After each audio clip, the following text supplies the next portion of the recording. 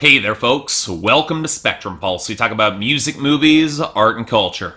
And today we are finally going to be talking about the newest album from J. Cole called For Your Eyes Only. But first, I think it's time that some of the illusions are broken down surrounding J. Cole and his artistic pursuits. And let me make this clear, this was a long time coming. But the release of False Prophets and the pretty blatant diss directed at Kanye West, well, as blatant as not having the courage to put anybody's name on wax is these days, it pretty much cemented all that in my mind. In that song, J. Cole expressed his disappointment that Kanye, one of his idols, was falling from grace and his art was suffering from it, and that his friend Wale was stewing in his own bitterness and depression given the mixed critical responses to his work. So okay, let's put aside the fact that he just put one of his own friends on blast about his depression in public. He also chose to release this song right as Kanye seems to be going through a full-on mental breakdown and not just attack his character, but his art. And look, if J. Cole is disappointed with Kanye, he can join the goddamn club. I've been frustrated with Kanye since I think about 2009. But to me, this stank of some opportunistic sucker shit, taking cheap shots at artists who aren't in a position to directly fire back as a way to get hyped for an upcoming album that doesn't even feature this song. But after all, it's not like J. Cole's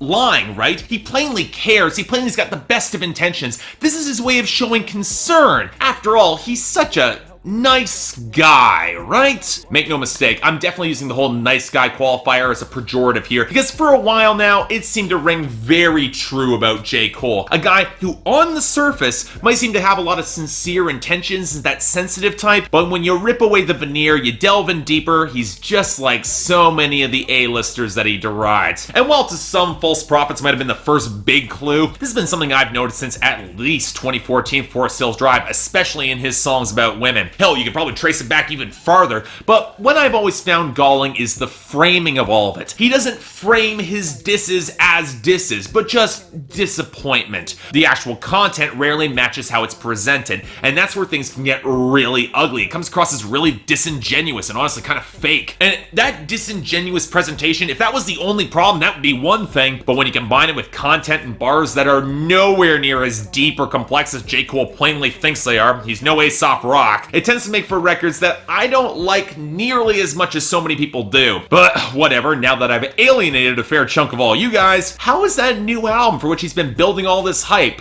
For Your Eyes Only. Well, this was certainly a frustrating listen, that's for sure. I definitely get why False Prophets was not on this, because it wouldn't have fit whatsoever, but that's also because For Your Eyes Only is aiming for a self-contained concept that I don't really think works all the way through, and overall leaves me with a lot more questions than answers. Oh, I get what this was trying to do. J. Cole's a pretty plain-spoken MC, his intentions are pretty clear, but the parallels that he's trying to create feel inconsistent at best and a little bit self-serving at worst.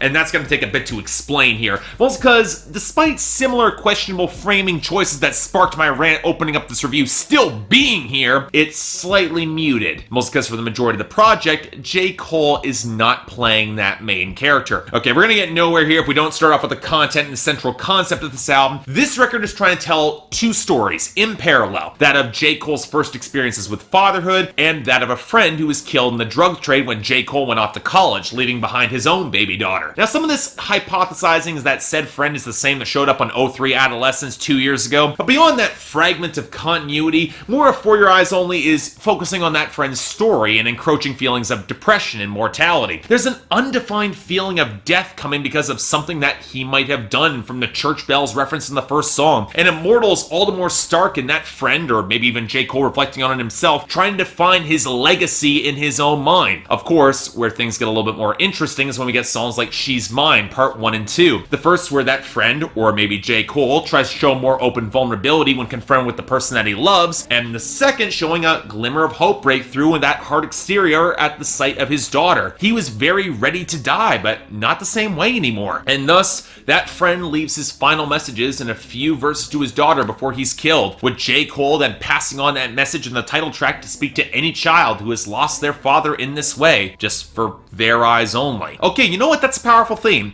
and the universality of that message could explain the lack of greater detail with that friend's story. We've told more in snippets and snapshots. It's intended for a universal audience. But the second you start thinking about things a little bit more, it starts to break apart, and that's driven by that parallel that J. Cole wants to draw between his friend friend and himself. To be blunt, it's not one that really works. For one, as much as J. Cole wants to slip in social commentary about the message to black men that to get out of the trap you need to sell dope, rap, or go to the NBA, J. Cole did the second. He did get out. He's more than less safe right now. Sure, he does have a point with a song like Neighbors, one of the better cuts on the album based on a true story, where he rents a house in North Carolina and racist neighbors call for a police raid because they assume that he's selling drugs out of it, where all that J. Cole is selling is dope. Rhymes, of course, allegedly. We'll come back to this. In that, there is still some systemic racism and prejudice that does impact him. But when you follow it with a song like Folding Clothes, a song where he's head over heels in love with his girl, so much so they're folding clothes together and watching Netflix and drinking almond milk and it's supposed to feel euphoric, a moment of respite, and yet it's probably not one that his friend shares in the same way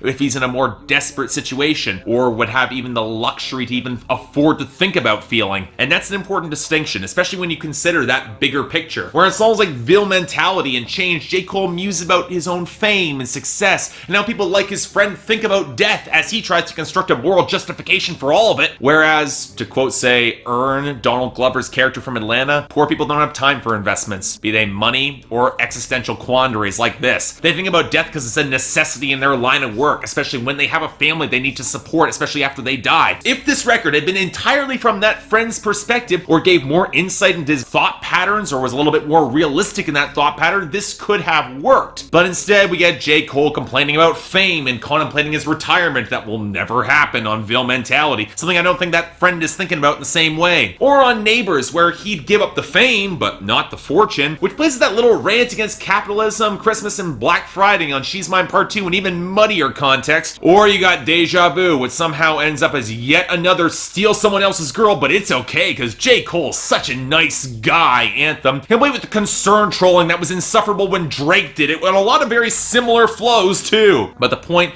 that really bothered me was on the first verse of Change, where J. Cole posits that God understands and would never truly judge a man and reject him out of heaven, say someone who shot someone because he was ignorant of the consequences, or, beat his wife because he was bitter or in pain. Okay, there's two possibilities with this section. Either that perspective is from the friend seeking to justify his peace of mind preparing for death, still a pretty gross moral justification when there's no implied remorse, but it's at least kind of understandable. Or it's from J. Cole trying to lend hope as he works to purge out his inner demons through his writing, which is still all sorts of messed up and a lot less excusable to boot, because nobody should be beating their spouses. But the point is that we really can't tell all that well, and this loops into J. Cole's delivery. There are a couple of songs on this record, Change being one of them, where he alternates from his friend's perspective to his and vice versa, but given that he doesn't really switch up his vocal tone, it doesn't clearly delineate which is which. And sure, I can get that may be part of the point with the parallel, there's overlap, highlighting how some audiences couldn't tell the difference between his friend and J. Cole.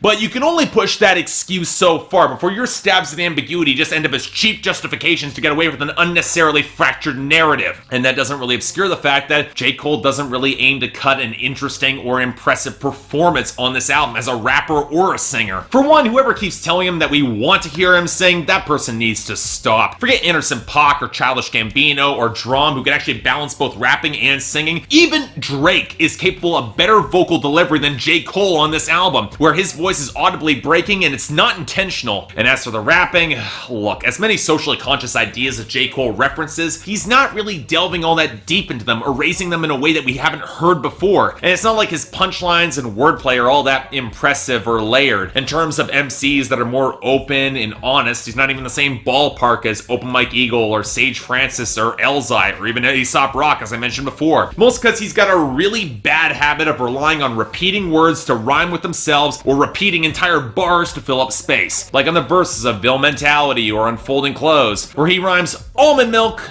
with almond milk. And that's not even counting the fact that J. Cole's not even bringing a lot of the same intensity to his delivery. But there is a part of me that's going to give that the slightest pass, as it kind of fits the smaller scope and self-contained nature of the content and instrumentation. But it's also not like the instrumentation is giving him anything significant to flow against. I've always said that one of J. Cole's unappreciated strengths is a knack to pull out a solid melody. So why does the first half of this album, after the jazzy squeals of the horns on For Whom the Bell Tolls, drops into these muted desaturated tones with limited melody and a selection of dry beats rejected it from If You're Reading This, It's Too Late. And that's not even touching on that beat on Deja Vu that apparently bears a very striking resemblance to Bryson Tiller's Exchange. Apparently there's some controversy that it got stolen, it was intended for J. Cole originally, but the truth is, I didn't really like it on Exchange, and I'm not wild about it here either. Yes, the album does brighten a little bit with the smoother jazz piano and wiry low synths and rough samples of strings and horns that play against J. Cole's crooning on Ville Mentality, but it's not like it gives the album any sort of momentum, especially when She's Mine Part 1 drops back into even more muted keys and fragmented strings. Sure, it's kind of pretty in the instrumental, and something of a beat does materialize on the bridge, but J. Cole's slow, speak rapping and falsetto crooning just does not do anything for me here. At least Change brings some of those fragmented effects into a jittery melody and sharper beat against the welcome backing vocals of Ari Lennox, and J. Cole is spitting a little bit harder, a trend that does continue somewhat on Neighbors with the faster flow and inverted samples forming the melody, one of the better songs here, but I can't be the only one who thinks it's a tad ridiculous that the most hype that J. Cole sounds on this album is folding close against that blocky buzz of the bass that does not fit well with the bouncier guitar and thicker backing vocals. And yes, I appreciate the title track picks up some sweet horns, a rough bass-driven beat, and a more slick jazz vibe to end the album out. But again, this is not jazz rap with color and momentum. We've heard a lot of that over the past couple of years. And even though this is easily J. Cole's shortest album, it still feels long. And even though I appreciate how he tries to tell everything back together, the callbacks on Ville Mentality and Change telegraph so much of what was coming at the end that a lot of the punchline feels kind of muted for me. It didn't hit me with that much of an impact. But in the end, look, I really can't get mad at this because it's hard not to see some good intentions here, at least on the surface. The problem is that a lot of those intentions are seriously muddied by the execution, both lyrical and thematic, in delivery and production. And overall, the payoff is not really anything that's satisfying or that we haven't heard before in hip-hop done in a new or interesting way. By playing to sentiment and generalities, I get the impression that J. Cole kind of blew the opportunity to tell a story that cut more deeply, and by playing everything with muted, mid-tempo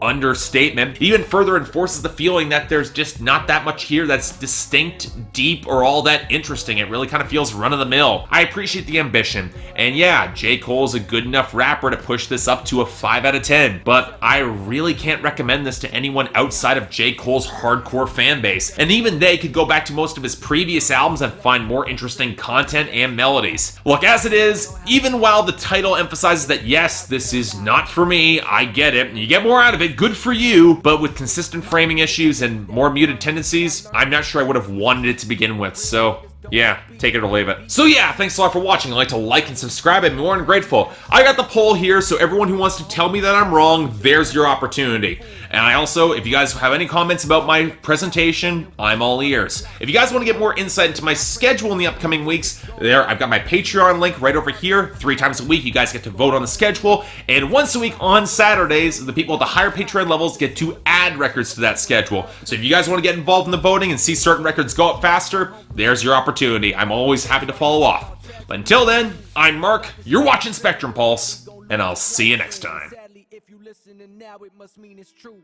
But maybe there's a chance that it's not, and this album remains.